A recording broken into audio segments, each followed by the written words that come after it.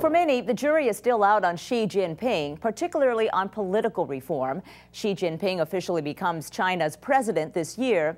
He's pledged to be a reformer, but some are wondering if that's true. Here's our Hong Kong contributor, David Bandurski. Talk of China's future today turns on one big mystery. Who exactly is Xi Jinping, China's new leader? Is he a reformer, or will he take a harder line? Months after stepping into the party's top post, Xi Jinping's reform inclinations are still as smoggy as the Beijing air. He recently sounded a tough note on anti-corruption, telling a gathering of officials in Beijing that he would strike tigers as well as flies, meaning high-ranking officials as well as low. He said he would put power into the cage of regulation. His tough talk earned praise from many web users, like this one who said, "I'm thankful we have this sort of leader." And this one who gave a thumbs up. "I hope our new leaders can take action and see new results."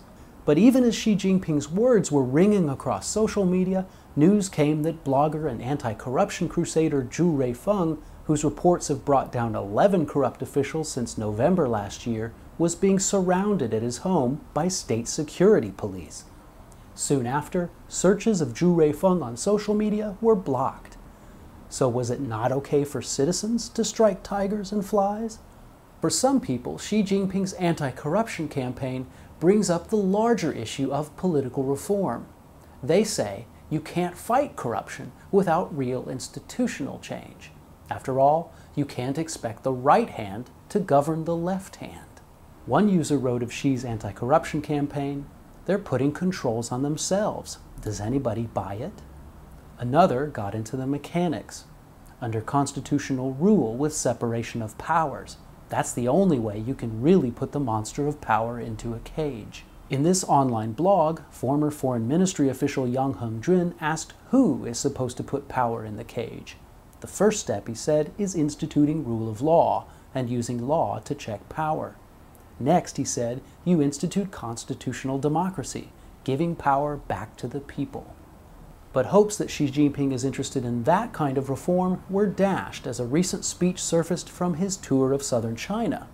He apparently said the reason the Soviet Union had collapsed was because no one was man enough to stand up and oppose the Communist Party's downfall. The fog had lifted on Xi Jinping the reformer, said one well-known Chinese commentator. These words marked him as a hardliner. Some people saw Xi Jinping's leaked speech as the final blow to hopes that he's a reformer. But the blow was hardly fatal.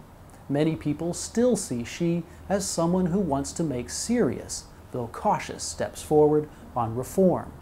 Henry Tsai, chairman of Asia Finance at Deutsche Bank, said recently that the Xi Jinping government has rekindled hopes of big reforms. So bankers, at least, take his talk seriously. And one of Xi's most vocal defenders is this man, Wu Jiaxiang, a well-respected political scholar who was formerly in the administration of 1980s pro-reform premier Zhao Ziyang.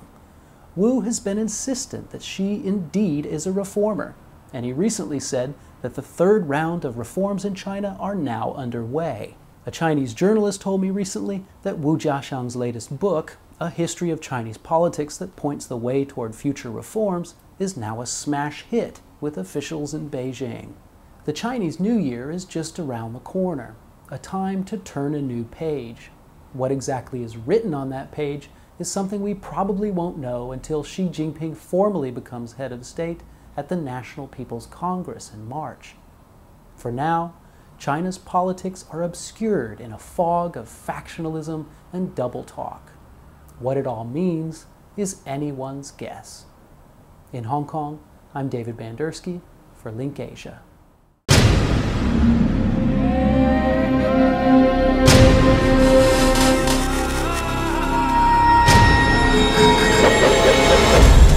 Now on U.S. airwaves, a global channel of uncompromising stories. World news, documentaries, entertainment, and culture. Link TV, connecting you to the world. For more information, visit linktv.org.